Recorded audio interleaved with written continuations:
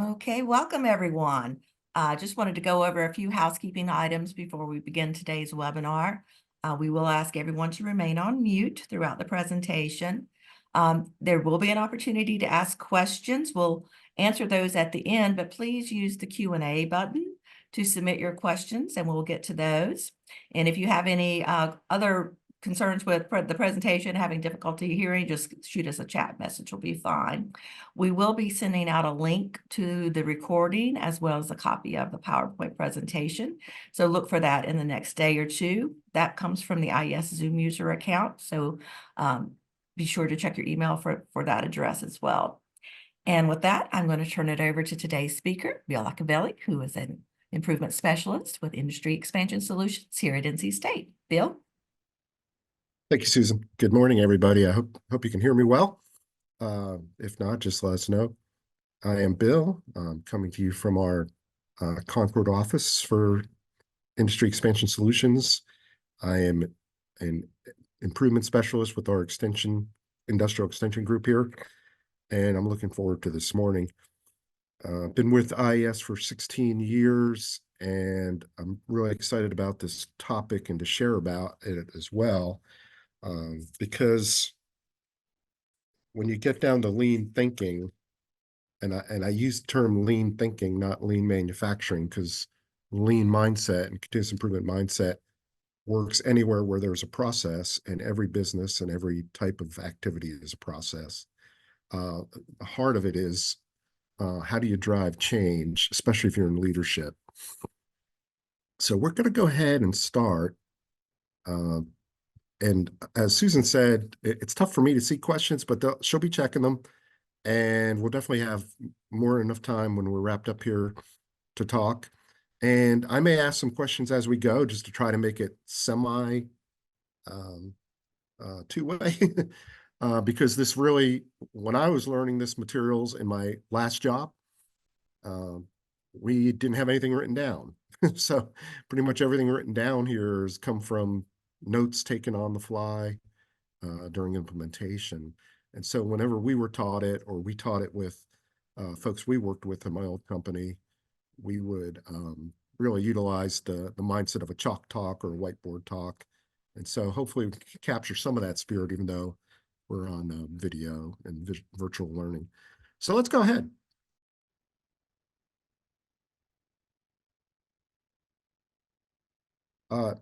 This is not a blank slide. As you'll see, a lot of these slides kind of roll up point by point, because I do want to ask a question here. And if we can get some answers in the chat, that's great. But if I told you that there are several key roles of leaders in an organization, what do you think they might be? Anyone have any ideas? And I'm thinking of three in particular. I'm sure there's more than that, but especially when we talk about running an operation, a business, and activity. What are some roles of leadership? Feel free to throw some thoughts in the chat.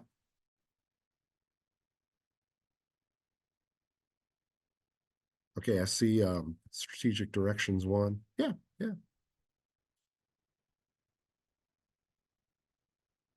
Decision maker, lead by example, communicate goals. Yeah. I mean, all these things are important, right? And some of them are strategic, some of them are more tactical, and some of them are probably more operational. Excellent thoughts. And I'm going to go down to kind of the be careful what you ask for, right? You get a million great answers. But I'm going to zero in on a few different things, especially in the moment, right? So one is certainly to manage flow, right? If I ask somebody, and I've been in a supervisor role, I mean, I've been in those kind of roles, I work with those kind of people all the time. I guess just really a quick back step here. The things that we're talking about and presenting today, I learned most of this in my experience from working for and with former Toyota leaders in my last job. I did not work for Toyota, but I had a Toyota manager. I had a Toyota veterans worked with us, and also some other folks that were doing a great job implementing lean thinking 25 years ago, like Stanley Tools and some of the aerospace industry, like Boeing. So just a wealth of opportunities from people. But when I look at this, and this is what my Toyota boss would drive home does, right? Managed flow is a key one. And that one makes sense. That's the kind of answer you're going to get from just about everybody. I manage something. I manage people. I manage an operations group. I manage an engineering department. We have material flowing through. We got to make sure it's the right stuff, that we meet the schedule. We manage information. So that one's not probably too much of a stretch. And then it starts to get a little bit deeper when you ask this question, I think, as far as what do people see in their roles. So hopefully, and I know a lot of you have probably a lot of experience. I know we have a wide range of folks in here, from people who have not had a lot of experience implementing a lot of lean manufacturing, lean thinking concepts, and others who probably they do it day to day or they live that life, and that's exciting. But a lot of people would struggle to say that part of their role is to eliminate waste. They'll say it probably informally, or, without using those exact words, like, yeah, we have to make the best quality stuff. We want to make sure that people's time is well utilized, and so on, right? And those are all getting at different wastes in the system, right? And a third one that I've found I almost never heard anybody say, but became crucial in my thinking and based on the teaching I had, was a key role. And I wish I had had this during my early supervisor jobs, pre-Toyota Production System, pre-lean thinking, was this idea of teaching others to see. That may come naturally for some of you, and that's great. But not everybody thinks that way, right? Or it's not always so obvious.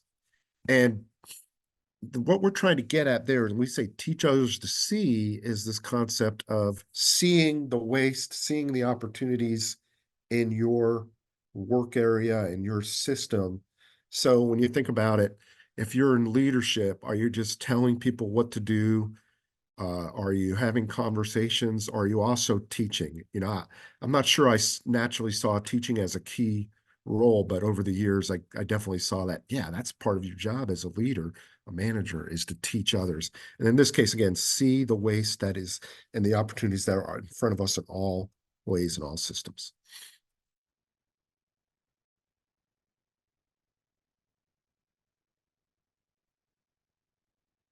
So I want to talk to you about 5 tools that drive behavior. There's probably 97,000 tools that drive behavior. But again, just from some of my experiences and some of our experiences as a team, let's just talk about each of these tools. We're going to talk about them in more depth. Keyboard. There we go.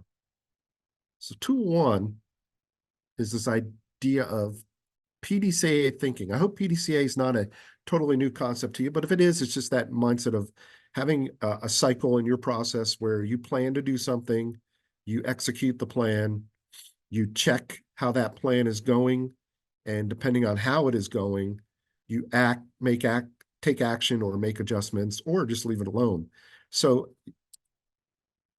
you'll see that cycle there. Useful in all types of processes, all types of work. And again, probably you're using it sometimes without even thinking about it. You can use it for all process improvement for sure.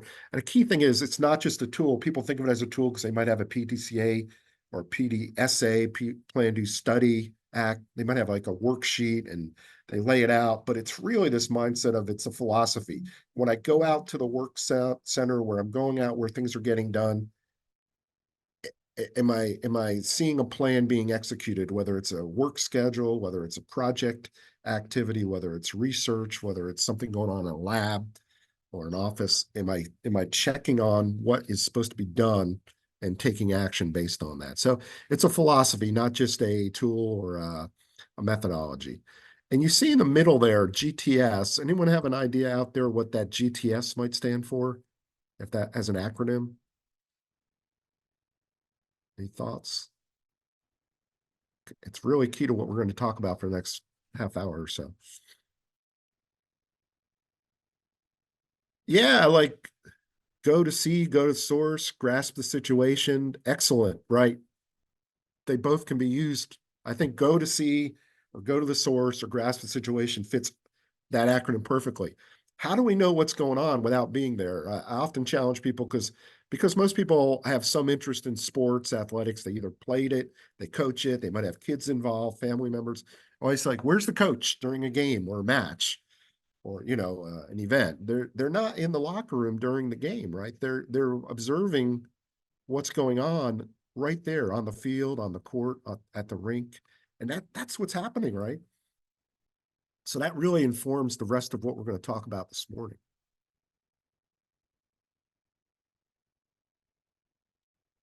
So when we talk about lean thinking and problem solving, one very specific application of this is, okay, what happens when I have a problem in my process, whether I'm manufacturing something, taking care of a patient, especially manufacturing probably, but it really fits anything, right?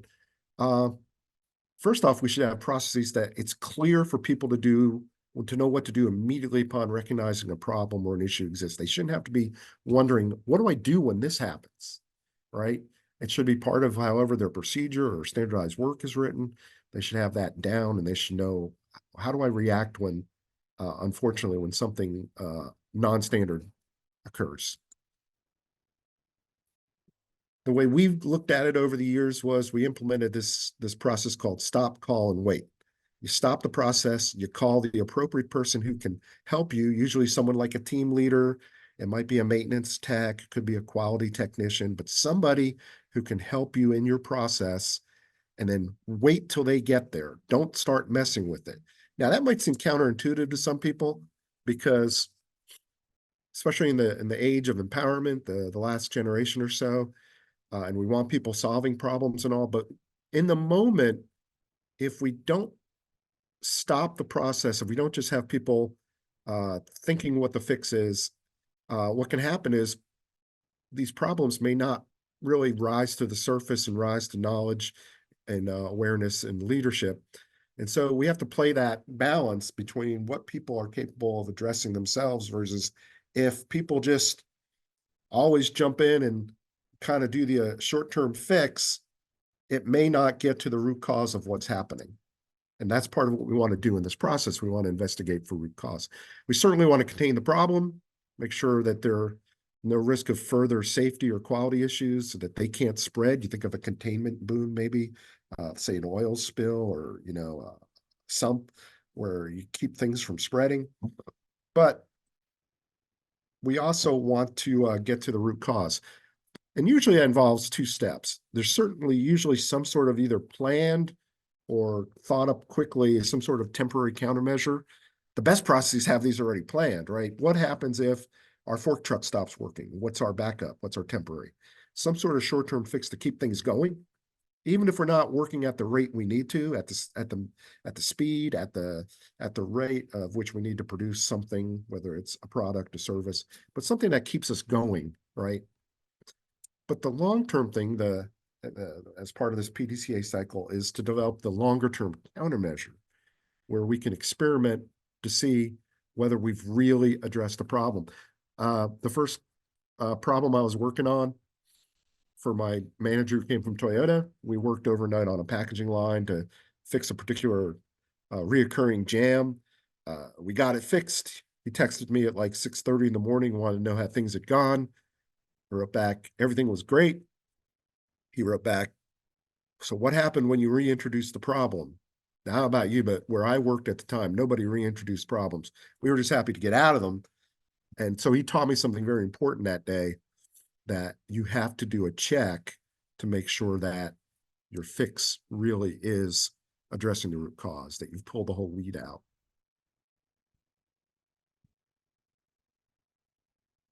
And once you've identified a good countermeasure and implemented it, can we utilize in other areas of the plant, the business, the production line, the lab? Can it help us avoid that same issue in the past? And if you kind of think about one of the paradoxes of lean thinking, and if any of you have taken any of our lean overview training, you've probably seen it on a slide, is stop the process so that you never have to stop the process. And what that's really about is, stop it and come up with a good solution so that you truly address the cause of that problem. Okay, what are some other tools? So we talked about PDCA thinking. Well, again, there's probably many more rules that can be found that apply to a lean thinking, lean system. no matter what you call it, continuous improvement system. But these are four really solid ones, and we'll go into detail on each one. So I'll call them up here so you can see them. Safety first, make a rule, keep a rule, small steps, and simple is best. So let's talk about each of those briefly. First off, safety first. We all agree with this, right? How would anyone go against the phrase safety first, right? The thing here is that this is a truly lived experience, right? This is more than just the slogans. When push comes to shove, it's the end of the month. You don't work on that production job if you think there's a risk to someone's safety.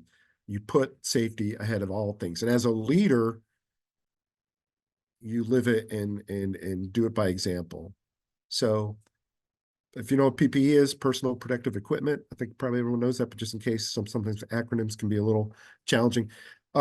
Certainly should be utilizing all the required PPE. I was someplace once, I won't name names on these things, but the HR manager walked out without glasses. I was like, hey, Todd, aren't you supposed to have safety glasses on? He's like, yeah, but I'm just running out here for something. I'm like, okay, it's, what do you tell the operator, who says, yeah, but I was just running over to this area to get something, you have to lead by example. You need to know the workplace hazards, comply with all area rules and regulations. Don't be selective with the ones you want to comply with, right? And you need to intervene immediately if you observe an unsafe act or condition. In a little while, I'll talk about really not interrupting people, but certainly if there is a safety concern, you have to jump in and intervene immediately. And one word that maybe you should put this on for the next generation of slides and talks, but one word you don't see on there that's a key part of safety. We tend to think about physical safety. Can anyone think of any other kinds of safety?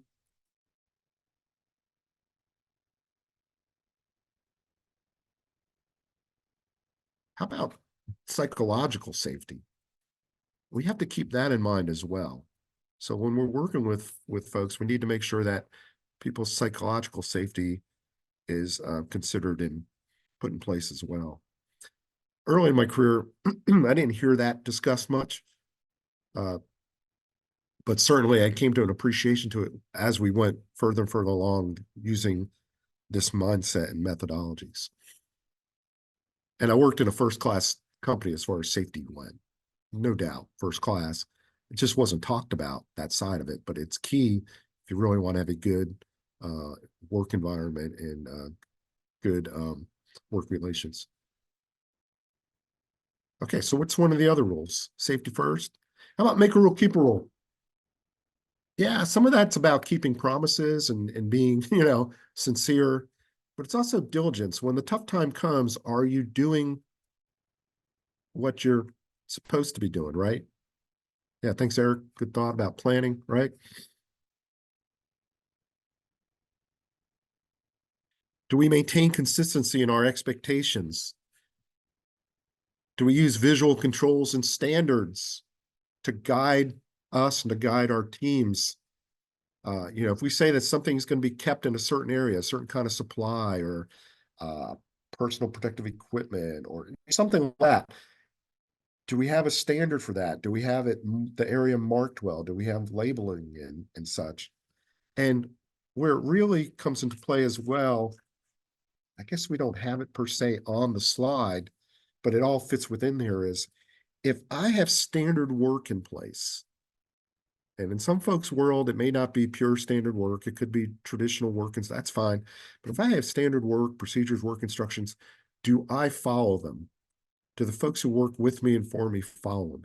If I say I'm gonna do something, or if the instructions say we need to do something, do we follow it? If we've made that rule, do we keep that rule? So again, especially as a leader, setting the examples.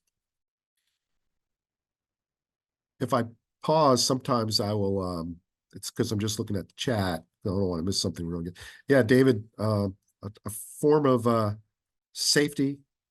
I like that equipment, physical safety of the equipment as well, right? Like I say, these are not the only the only things here, it's like there are lots of other ways to look at this, but these are just hopefully in kind of a little package here. You can gain glean some insight on some ways to approach it. So yeah, it's great. Keep those things coming. Another of those four rules that were kind of drilled into our heads and my team that I worked in on was this idea of taking small steps. And that relates to a few different ways. Small steps. Sometimes in this job, we work, I guess we didn't do a full-blown introduction of IES, so some folks may not be familiar. So I'll just take a quick parenthetical pause here and say, we are a group that we work with businesses all across the state, majority of which are manufacturers, but we have worked and we do work in environments where we're working with healthcare entities, with government entities, public health, law firms, distribution companies. So we go more than just manufacturing, right? And a lot of times maybe it's a company that wants to start this journey. They either haven't really focused on it, or maybe they've had some false starts in the past. And they'll say like, yeah, let's do five. I love the enthusiasm, right? But let's do 5S everywhere, let's do, and it's like, you know what? Because this whole thing should be looked at sort of like an experiment. And that is a way that was taught to me by my Toyota mentors. Everything in a sense is an experiment, a controlled experiment. And we won't talk much about kata today, but I'm going to mention that near the end. But the whole idea of the kata process is experimentation through PDCA thinking. If we take things as an experiment, we don't want to like try to run experiment in the whole world, right? So I always suggest to people and encourage that we take small steps. And if we're going to implement some of the lean thinking, some of the lean methodology, do it in one area. If you can, closest to the customer, but even if it's not, try to do it in one area. So a practical example that might be part of my career, about a year and a half, I worked supporting industrial engineering and lean manufacturing support to a injection molding plant in my previous company. And we had a pretty large plant. We supplied a connected area next to us, and we supplied other areas of the company. And instead of trying to do everything everywhere in that molding plant, we started in a work cell with two specific molding machines that were like twins. They produced the same parts, the molds were the same, and we made that kind of our experimental area and our center of excellence. So every time we implemented one of these tools in the lean philosophy, we started there. And one thing is, so what was some of the advantages you think of starting in that one place? Anybody have any thoughts?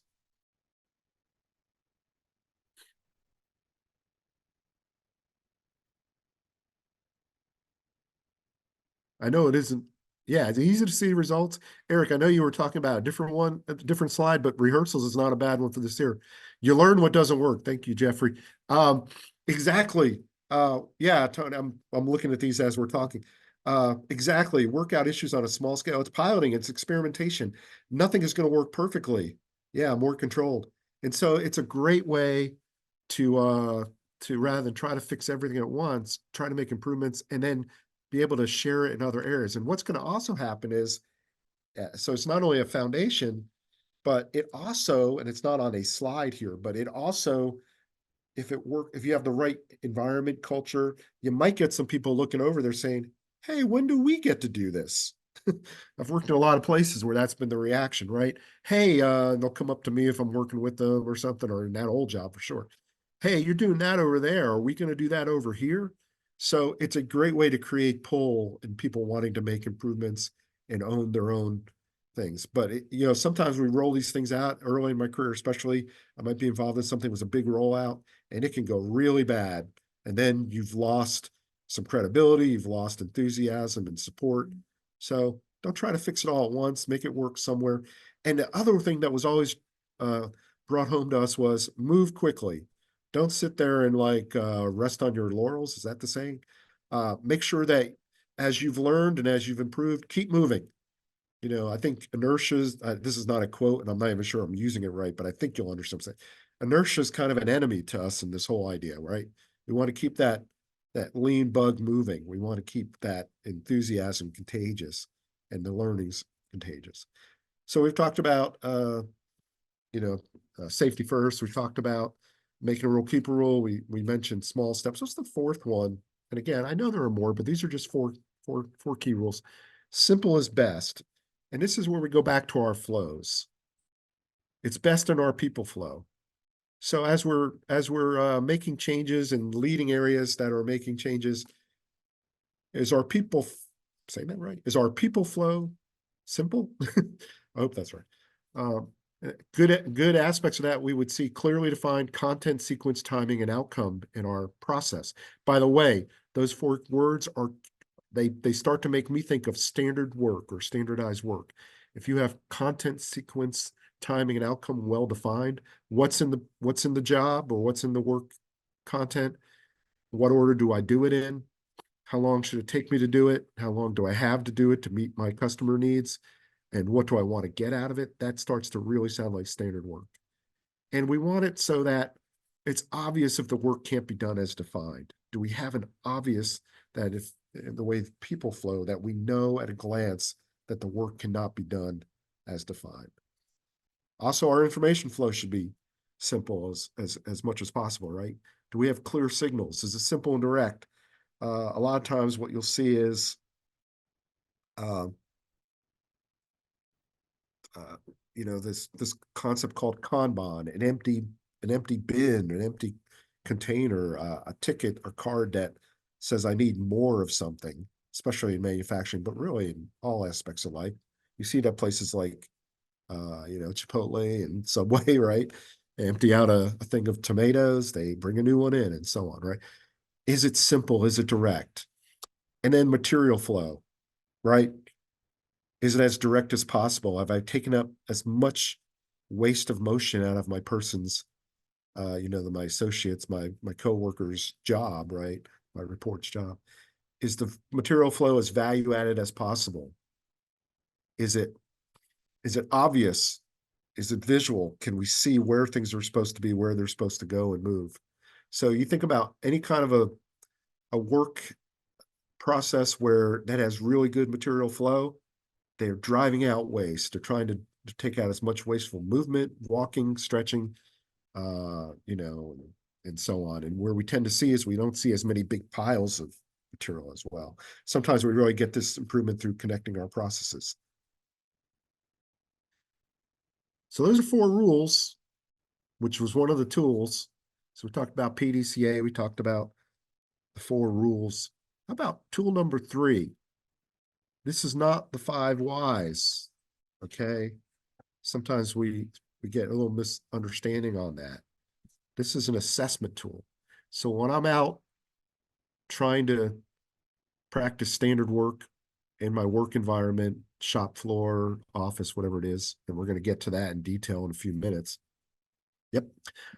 This is an assessment tool. Why, what, when, where, and how. The 5 W's and 1 H. It's to grasp the situation. Remember the PDCA cycle? That in the heart of it is going out to see and grasping the situation. It's not meant to be a problem-solving tool. It may lead you to discover problems, but it's not meant to be solving it. And we really want to focus on the first 2 W's for sure. There is an order to. It's the why and the what. And we do that because if you can't answer why you're doing something, or someone working for you is doing something, or what it will accomplish, then most likely, not definitely, but most likely it's a wasteful activity. If there's not a clear purpose, there's not a clear outcome, it's probably a wasted activity. And we definitely don't want waste, right? That's what we're trying to drive out of the system. Then the 4th tool, 5 whys. Probably a lot of you are familiar with this. It's that whole concept of driving to root cause by asking why, and then subsequent answers, you get closer and closer to the truth. If you say, why did this error occur? Well, Bill was working. That's not really the root cause, probably might be. But if we say, well, why was Bill was working and he's not trained? Why isn't Bill trained? Because we haven't had time to train him. Why haven't we had time to train him? Because we've had a lot of cost, and so on, right? It's this whole idea of driving to root cause. Could be more, could be less, but it's that idea of keep driving down.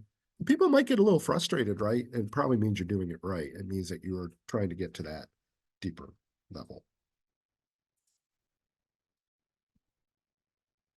The last tool, and this is the balance of the time we're going to spend, is go and see. I trust a lot of you probably do this, but it's this idea. Okay, Andy, are you able to talk? Excuse me for a second. I'm just kind of reading this chat because I think it's a pretty important question.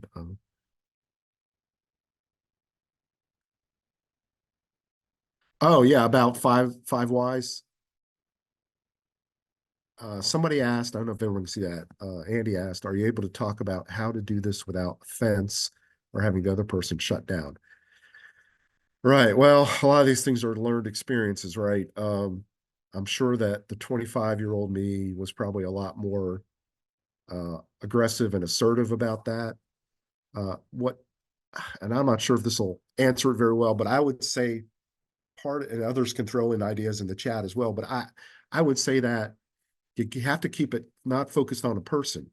Always keep it focused on the process, on the activity, on the condition state. Very rarely is the person the root cause of why a problem occurred. I think Dr. Deming, a lot of you might know who Dr. Deming is, right? Statistics and management guru in the 20th century. Excellent source for understanding, a great teacher. Dr. Deming at one point said something like 85% of the problems are caused by the system, not the person. And then he amended it to like 94% before he passed on. But the point is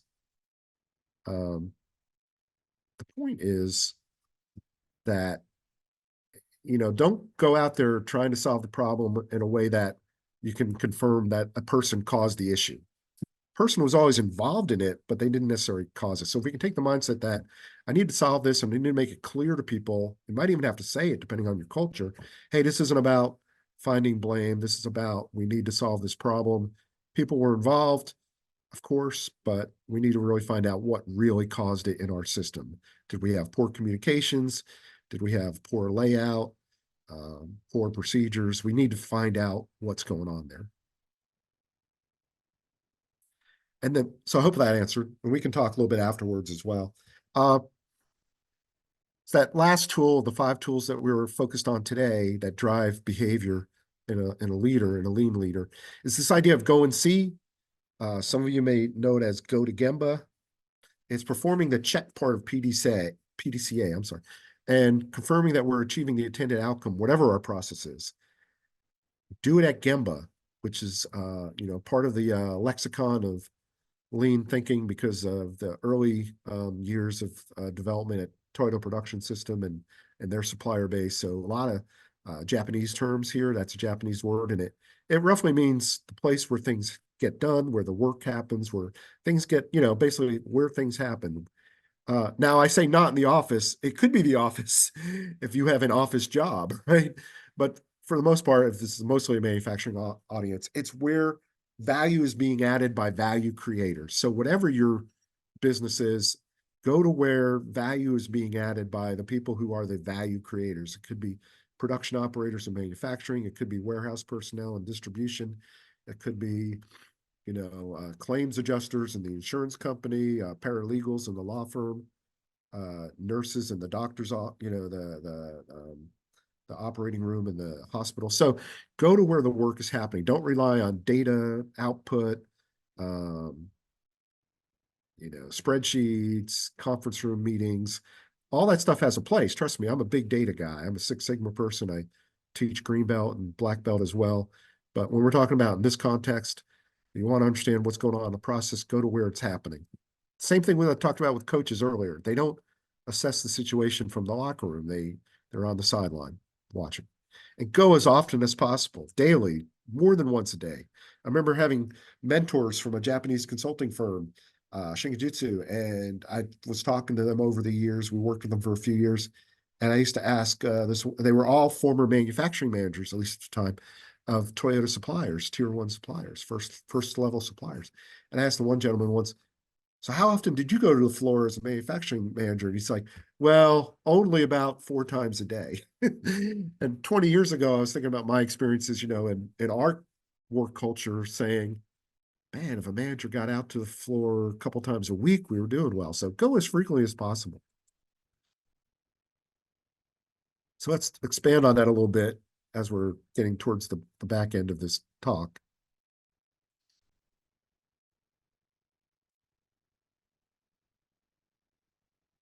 You must go to where the work is happening to see the real work. People, you can think this is how it's done, but do you really know how it's done until you see it? And that's where we get the real information. You can get inventory numbers out of a inventory control system, but when you go out to the work area, are people climbing over pallets to get to the right stuff? Are there things that are getting put into storage and they stay there, first in stays here, first in, last out, right? Fish, first in stays here. We want to go out there and see what's really happening. And that's where having visual controls and standard work really come in handy. Because if I have standardized work, if I have something to reference to how work should be being performed, I can see whether the work is being done normally or abnormally. If I have visual controls, I can see, am I up to, do I have a status board that shows me how work is going for that day or that shift, how customers are being communicated with in, say, an insurance or a law office or something? Do I have visual controls, where things show where things are supposed to be kept or how many we're supposed to have of something? I can't really tell without having that. Just like, a law enforcement officer can't ticket you for speeding if there's no speed limits on, right? And you can't say, well, but if it says speed limit 65 and you're going 85, then you can tell what's normal or abnormal. Speeding is abnormal, right? Don't engage in small talk and don't interrupt the work. Now, this is going to sound like you're trying to be unfriendly, not engaging with people. The point is this, again, very much in context in the moment. If someone is doing their job, don't interrupt them unless they're putting they are working in an unsafe or quality risk condition, because just that's the point. If you interrupt someone, usually only bad things can happen. The worst being that somebody could get hurt because they're distracted. The second worst being that they could affect the quality of whatever the work they're doing. And certainly you're going to slow them down. So why don't interrupt them unless you see an issue? And don't engage in small talk. You can be friendly with people outside, the work envelope. Would you see them in the hall? If you stop by the break room, certainly you say hi to people, but that's not the time to be talking about last night's game. They have work to do and they're focused on it. Don't distract them, right? People say, well, how, I mean, you get this story. Well, how can I know what's going on if I don't stop and talk to somebody? Like, well, you go to a ball game, right? And there's always a scoreboard, and the scoreboard gives you the state of things, the condition of things, what the score is, maybe how many points somebody has, what time is left in the game, what inning it is, and so on, right? If you have good visual management tools, you don't need to interrupt people. By the way, a byproduct of this I've found over the years is that if you have those good visual controls and visual management tools and leaders are abiding by this, it also adds to the quality of work life of the person, the value creator doing the task, because they don't want to be interrupted either, right? They want to get that work done and focus on it. So when we go out there, we're looking for compelling evidence of control. What on earth does that mean, right? Well, typically, we're looking at it the opposite way. So we're looking at like, hey, I don't see a problem, so there probably isn't a problem. This kind of thinking, the switch would be, that has to be flipped, is I don't know if that's what it's supposed to be, so I have to assume that it may be out of control, right? It sounds a little different than most people think, and it was certainly different than I thought. I thought, man, if I walk by there, it looks like things are humming, things are probably fine. But I really need to understand, is that control or not? And so how can I tell if what's going on is right? So this goes back to, again, having visual tools that can allow me to know what's supposed to be happening, and also having access to the standard work, whether it's on paper, whether it's on a screen, a tablet, whatever it is, to be able to follow along to see, not because out of lack of trust, it's not like an audit, but it's a confirmation check to say, are people doing this? Are they doing what they're going to do? Because, or are they doing what they're supposed to do? Because it may not be, if they're not, it may have nothing to do with them consciously trying to do things different. It could be that they don't have certain materials they need to do the job right. They don't have certain help. Their crew or their group may be short people, or they may have found a better way of doing it. They just haven't shared it. So again, similar to that question earlier about how do I do this without getting someone defensive? I don't remember the exact word, but I think it was to that tone, right? How do we not, get defensive, or how do we not look like we're blaming or something? It's say, hey, this is different than in the work. What's driving you to do it that way? Not like, why are you doing it different or wrong? Kind of like, hey, what are you learning that? And they hopefully if they trust you, they will tell you. And this is a case where you do interrupt, right? Because you see that there's a difference from what's supposed to be going on. And this isn't just management by working around. My first supervisor job, I used to think about, man, I'm out in this workplace a lot. I'm giving myself pats on the back.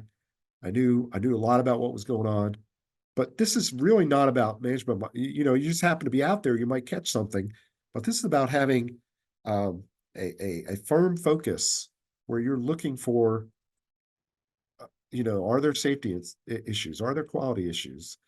Is our productivity where it needs to be? And in a sense, also, although it's a little tougher to see usually in the moment, but are our costs being managed, right? And also, are people, the people that are, again, are the value creators, do they have what they need to do that job? Do they understand why this job is so important? Are they being listened to when they have ideas to make things better, right?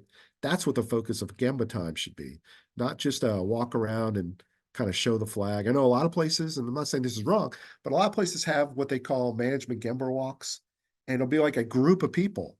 And it's almost like a parade, right? 4, 5, 6, 10 people walking around the plant. Maybe you do this. And I'm not saying there's not benefit to that, and you probably have seen some benefits.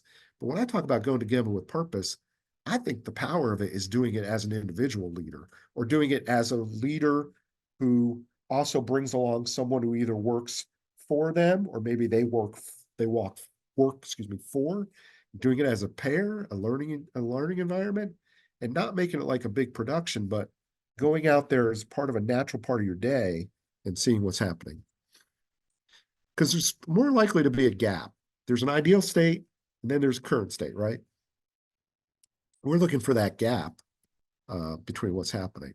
So what are we looking for out there? 7 things: people, 3 types of materials, information, equipment, tools, and process improvement. Don't worry, there's a slide on each of these. People flow. So I may go out to Gemba just focused on the value creators, the people out there doing the work. Probably going to focus on a person at a time, so I don't get too confused or distracted. And for that person, do a confirmation check. Are they performing the work safely? If not, intervene and address it. And if they are, when there's a natural break time, maybe reinforce that to people, right? It's okay to tell people, hey, I'm really glad you take the safety requirements seriously. It's refreshing to see you always have your safety glasses on, or Kevlar gloves, or whatever, right? Confirm that the work is being performed to the standards. Again, if not, the first safe moment, check, see if they stop, and if they don't, be the one to help teach and escalate. And also, are we keeping up with required output? And if not, is there something that the associate is doing to address the issue? Are they getting the right people involved, quality, maintenance, team members, and so on? 3 types of material flow. So we got incoming. Do we have correct quantity of incoming material? How do I know? Again, visual management. Do I have signage? Do I have, tape on the wall saying at this point, reorder more corrugated, get more pallets, bring in another pallet of supplies, and so on? Is it where it belongs? How do I know? How about marked floors, 5S, visual controls? And are there any noticeable quality issues? The second type of material flow, work in process.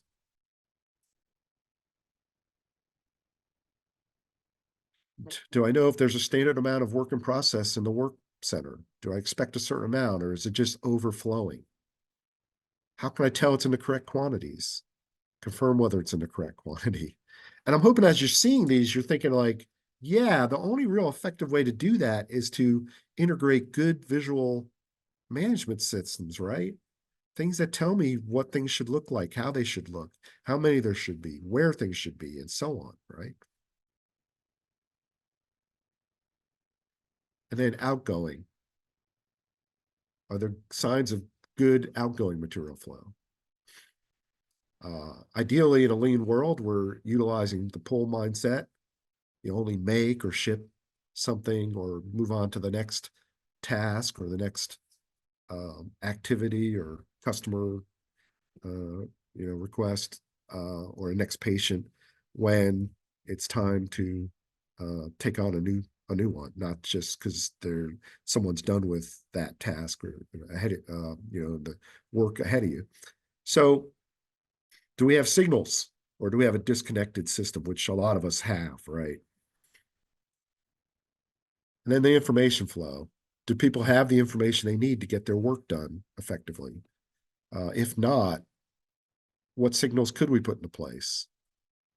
This is where things like andon, things to explore as, outside of here, this idea of andons, these, it simply means lantern in Japanese, these light signals, like if someone is out of supplies, if there's a problem at their work desk, at their workbench, if the machine has stopped running, do I have visual signals or audible signals to tell me that, right? That's a form of information flow.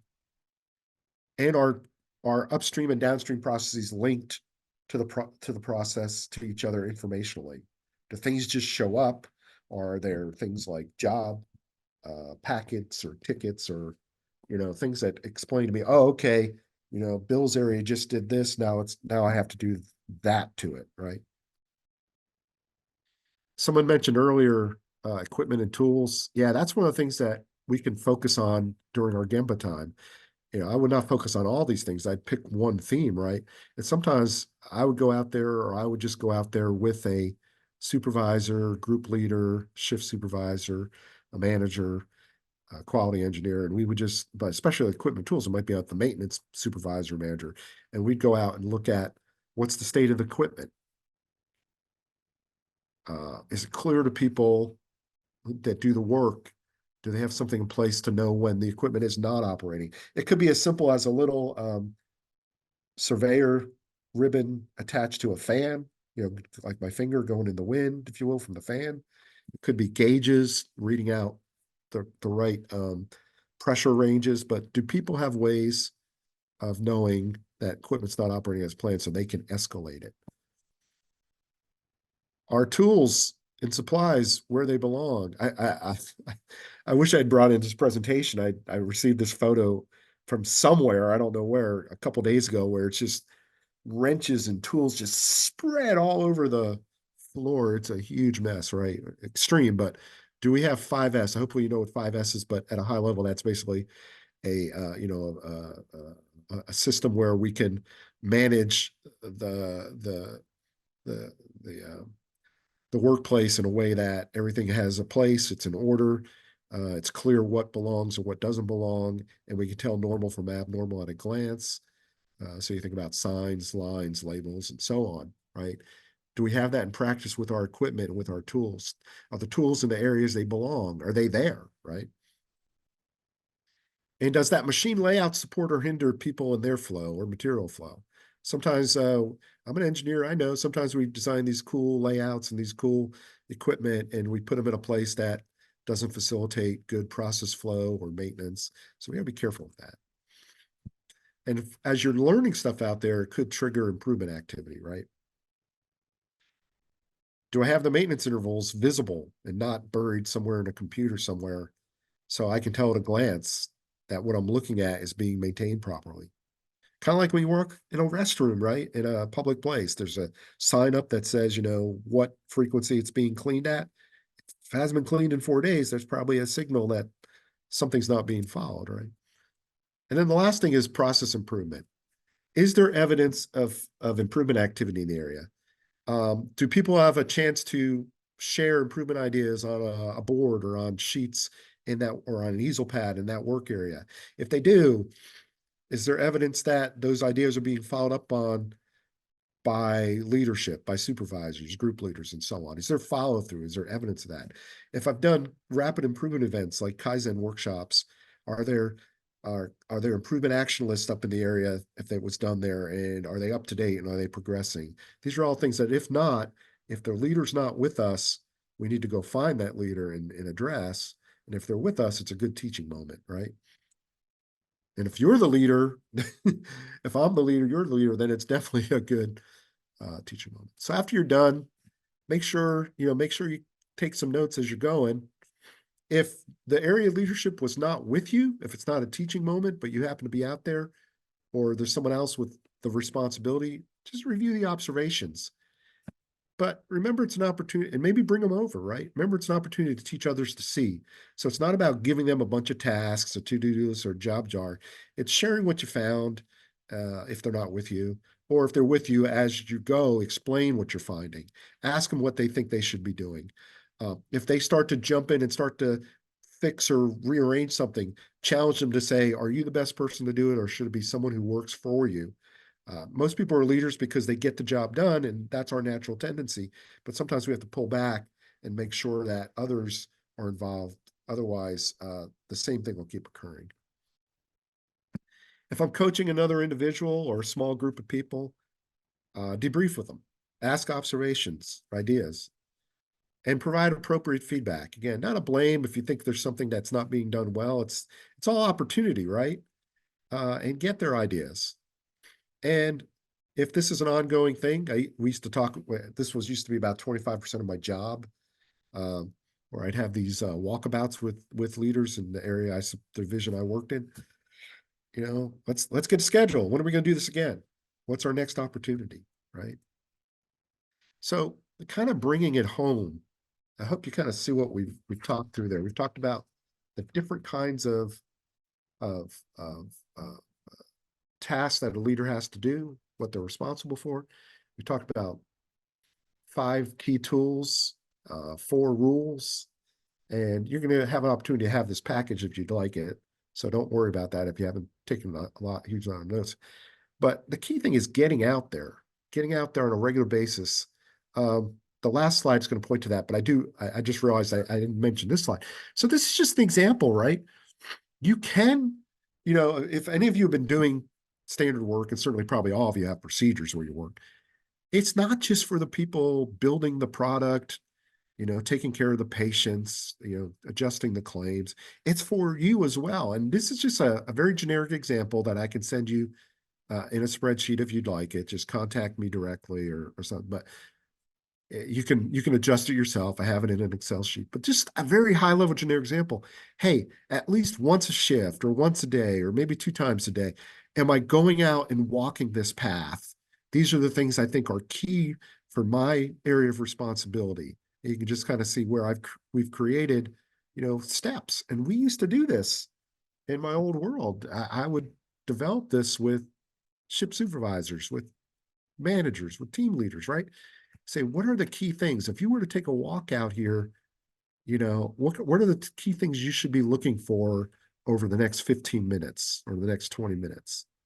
And see if they're there. And if not, address them in the moment, make notes to follow up, and so on. I hope you might find that of interest. Yeah, I see Tony. Yeah, I'll type in my email right before we leave, because I might not catch everybody's emails. I don't know if the chat goes into like a transcript, but one way or another, we'll get it there, right? And then the last one I wanted to share before we open it up in the last few minutes, and I can stay, I don't know if we can have time to stay on, but I can stay on about 5 extra minutes. And I can always be caught up with outside here, but this slide some of you may have been involved so far with Toyota Kata. If not, I suggest you really get familiar with it. Maybe there's an opportunity for us to have a similar webinar to introduce the concepts with either myself or one of my colleagues who are well versed in it.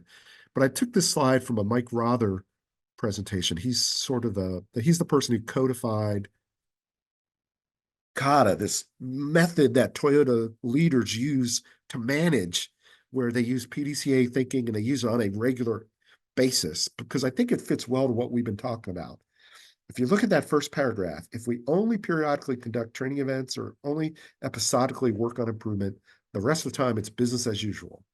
And he studied all this. Neuroscience would say that's how our brain is wired. Something is going to be the norm and something's going to be the abnormal. A Kaizen rapid improvement event tends to be abnormal. Training tends to be abnormal. But what happens every day is what's normal, right? So how do we get improvement on a daily basis? And that's where going to Gamble with Purpose does it. And you might want to think maybe it's a little bit of a teaser to get more involved and look at Kata, but you might want to look at Kata as another vehicle and all that. I was exposed to this probably a decade before Mike wrote the book, but I'm so glad he wrote the book because it makes it so easy to understand. We had none of the words written down.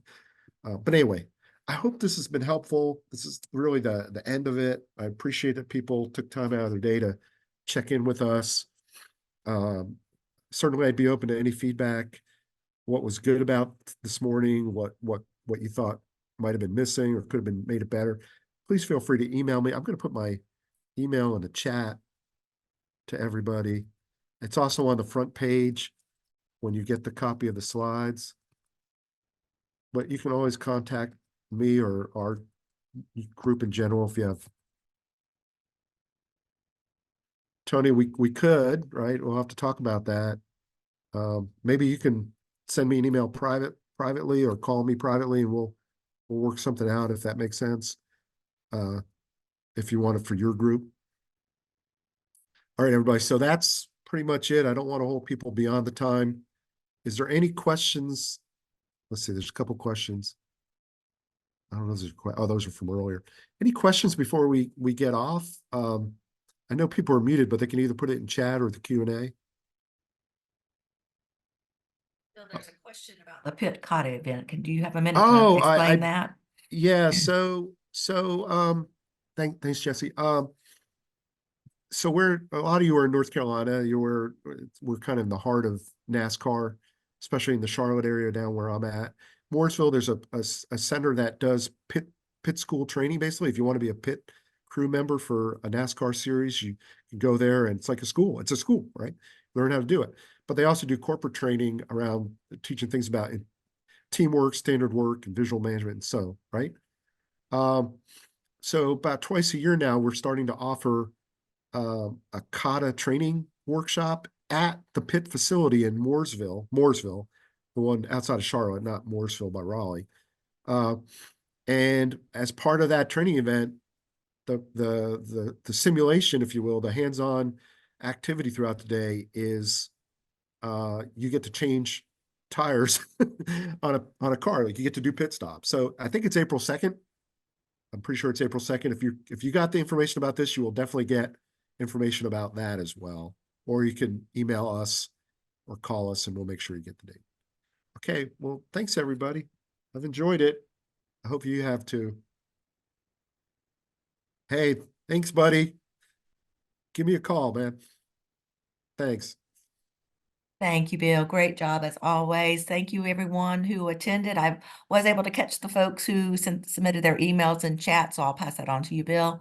Thanks again, everyone. Hope you have a great day, and we hope to see you at a future webinar. They're held every second Thursday of the month, so be looking out for emails announcing the next one. And we also hope to see you at our annual manufacturing conference, which will be at the Durham Convention Center on May 13th and 14th. And as I mentioned, we will be sending out a link to the recording and the presentation in the next day or so.